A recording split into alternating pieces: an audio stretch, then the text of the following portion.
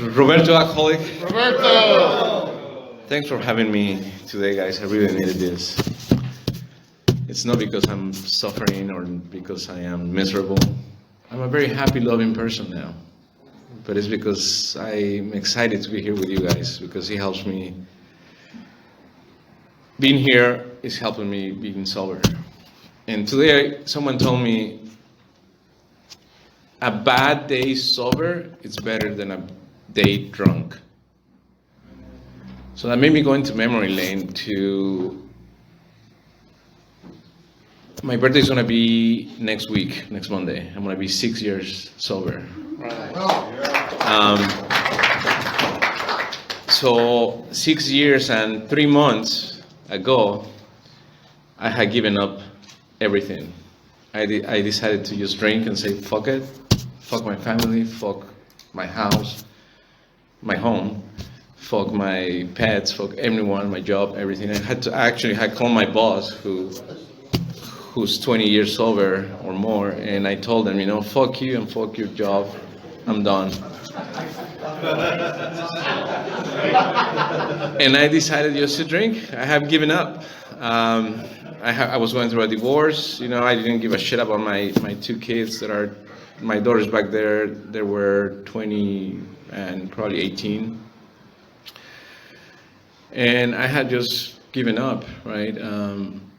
And I went on a binge, and this is after years of being alcoholic. I started drinking when I was like 7 years old. So thanks to my stepdad who raped me, so that fucked you up, right? Fucked me up, and then I decided not to trust anyone. And the best way to do that is not to tell anyone about my abuse. And growing up, I always had a secret, right? Which I was full of fear, full of, my self-esteem was very, very low. I went through 40 years with that burden inside of me, and the only way that I will deal with it was to drink. And drinking, and like the book says, it's a progressive disease, so it will be days that I will be drinking every day for a month, getting drunk and drunk and drunk. Just imagine being married. I don't think anyone can put up with a drunk, right? So on my last binge, I had a moment of clarity in which I decided to this is it. So I reached out to the only people that I know that could help me, which is another alcoholic. And someone put me in, I know a guy that from my home group that I used to go to, the Tribe. He's a director of a rehab center, so he put me there. He put me in the psych ward that night. So I got a little drunk there, I've been on a binge. So I woke up the next day, and people are banging their heads on the fucking wall, and yelling and screaming. And this guy was chasing me. I don't know what the fuck. So finally, that was the only bed that they have, right? And thanks to that, for him to put me in the psych ward, because actually I was able to see, fuck, I can be like that, right? So I stayed there for about a week detoxing. My boss called me and he's like, we got you a place for rehab. So finish the detox. And this is the job that I had 4 days before that I told them to fuck off, right? And my boss called me and was like, you're gonna go to a rehab program, right? So they put me in a live-in rehab in Santa Monica I was there for a month and a half, right? So when I got to rehab, I was full of fear, and I'm like, fuck, I'm gonna spend a month and a half on this fucking shithole. Well, you don't know, right? I mean, rehab in Santa Monica, I didn't know it was gonna be like an open rehab and stuff like that, right? It would actually kind of help me. But I met a lot of people there that had the same disease as I did, and they were also functional alcoholics, right? So meaning that they still have a life and stuff like that. And I was there for a month and a half. But when I got there, I was full of fear because I'm like, how the fuck am I gonna pay for everything, right? Like, how am I gonna continue my life? How am I gonna keep my job? How am I gonna do this? Because now I'm full of fear, right? I mean, I'm not drinking anymore, so of course that fear comes into my body, and so I decided to surrender, right? And being brainwashed by the powers of AA. And actually, that saved my life. Being brainwashed allowed me to love myself, deal with that burden that I had since I was 8, 9 years old, and forget about the past and look forward, right? Live today instead of having a foot on the past and one on the present and on the future and pissing all over my present, right? I found my higher power. My higher power is my support group, my meetings, the people that come to meetings, alcoholics like you. You guys are my strength, because without you guys, I will probably be dead right now. So 5 years, 11 months, and 360 something days that I decided to surrender and find love myself, love the people around me, love my family, start learning how to create relationships again, start how to accept all those things that I did when I used to drink, and accept people and accept the way people are. Accept my faults and stop judging myself too much. Stop being the victim. I stopped being the victim because being a victim actually made me drink more and more and more and more. I also learned that without loving myself and putting myself first and my sobriety before anything, I pretty much will not have any future at all. Because if I keep hating myself for things that had passed in the past, that will consume me and that will allow me to drink again. And I don't want to drink. If I look at today versus any day when I was drunk,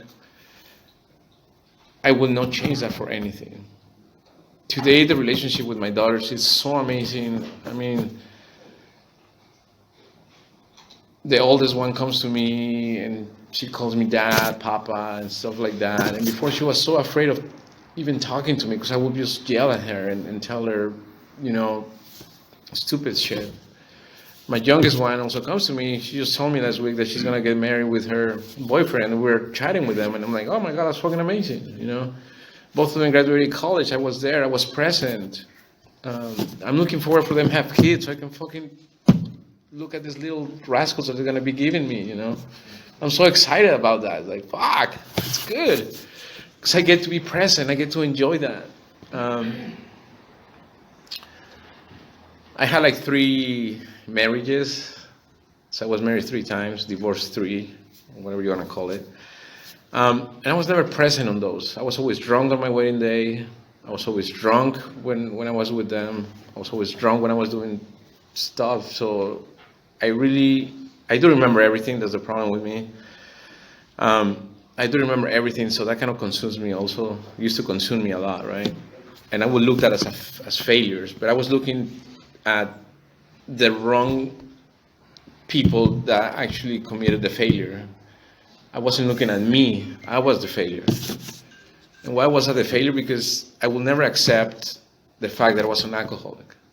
I was never accepting the fact that I had faults. I was blaming everyone for my own shit, right? So once I got rid of all that fucking shit, it's like being reborn again. And now I actually see I love myself, and that allows me to love other people. And once I got love, then I'm able to receive and give. And people see that. I mean, I learned also that the way you treat people is the way they're going to treat you. So if you're mean to people, they're going to be mean to you. But if you're loving and caring and you listen to people and you understand them, then you build a very, very beautiful relationship with them. And they start like, you start loving humans again. Especially like people in the rooms, right? I mean, I used to think like, oh no, fuck, I'm not going to go to AA. I mean, those fucking alcoholics. I'm not one of them. I will see an alcoholic like the guys, like the winos that you see in Skid Row, right? But then, I mean, like, spending a fucking week in a hotel in Vegas, drunk, vomiting, and like that's the same thing, right? It's just, I'm not outside on the street. I'm inside in a fucking hotel room. I don't even know what day it is or if it's night or day, right? So it's the same thing. And I'm like, fuck, I'm a real alcoholic, you know? Like, I don't want to drink because someone asked me, actually, I'm engaged. I've been with this woman for 2 years. She's a beautiful person, beautiful woman in any way. She said, where am my alcoholism? She asked me, do you think that you can drink like 1 or 2 drinks? And I'm like, fuck no, I end up fucking a donkey in TJ. And I probably will. Yeah, I mean, that's the truth. And I'm like, no, I don't think I can even have 1 drink. If I have 1 drink, I mean, there's not enough alcohol in this fucking liquor store for me, right? And she started laughing. I mean, she's a psychologist. Of course, psychologists, they think they know everything. But that's not the and I told her, no, I can. And then she's like, I admire you for that, you know, because you have the strength to actually to carry with something like, it's kind of like a discipline, right? But in reality, I'm afraid of, like, if I drink, I'm gonna die. And everything that I built for the past 5 years, 11 months and days, it's gonna go away. And I don't wanna do that. Like, today I enjoy every fucking single little thing in life, you know.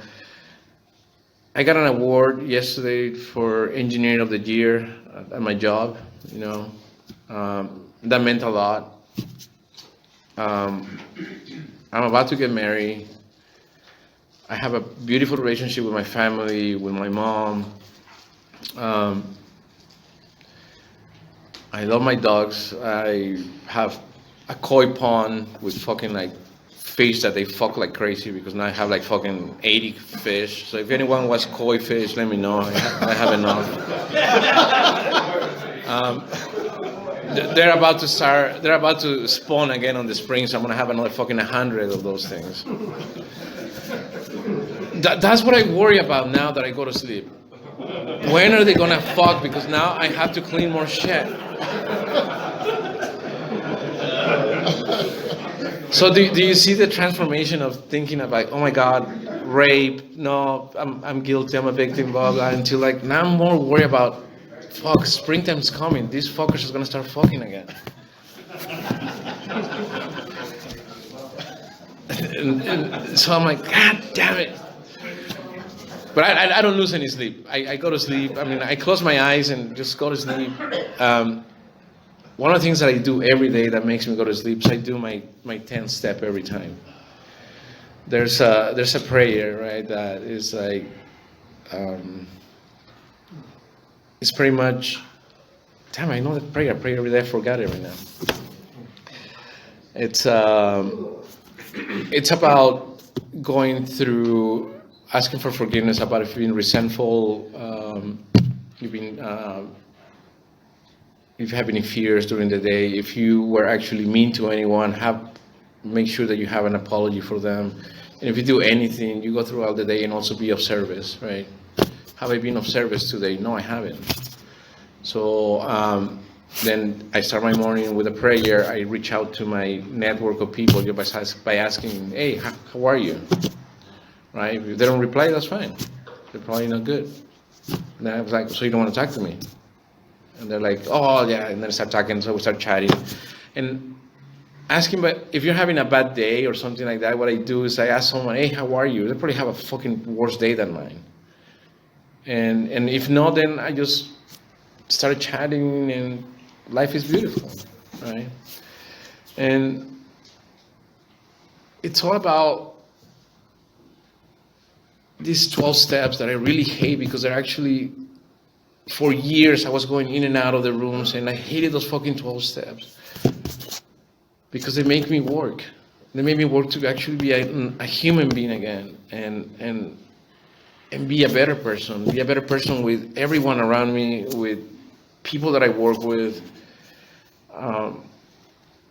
my family.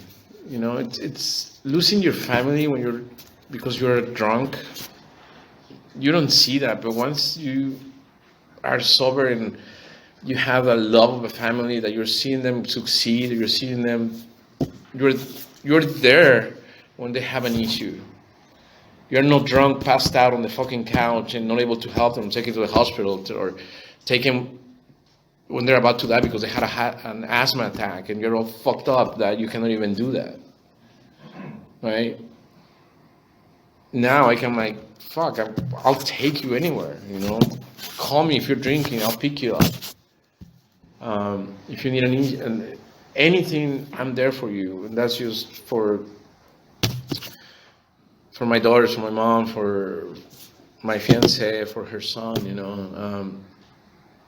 The son is like, my stepson is about 6'7", fucking tall dude. And he wanted to play golf because, I mean, he keeps getting hurt everywhere. So I decided to, my old golf clubs, like, make them longer, right? And the kid is like, he told her mom, is he doing this because he feels sorry for me? And she's like, no, he's doing this because you're part of the family now. We're a family now. And the kid gave me a hug. I was like, fuck, that feels good, doesn't it? And it was such a beautiful thing. And I want to be in this fucking program forever because I love, and people can love me back. And it's something I never had. I thought that I had love, but it was just fake love, right? Because a drink will make me back into those dark places and put me in there and make me, like, fucking cry and be miserable again, like sicker than most, right? But now it's like, fuck, I worry about my koi fish. It's just so beautiful, and this is all because of you guys. So thank you for letting me lead this meeting, and thank you for listening to my rambling. So.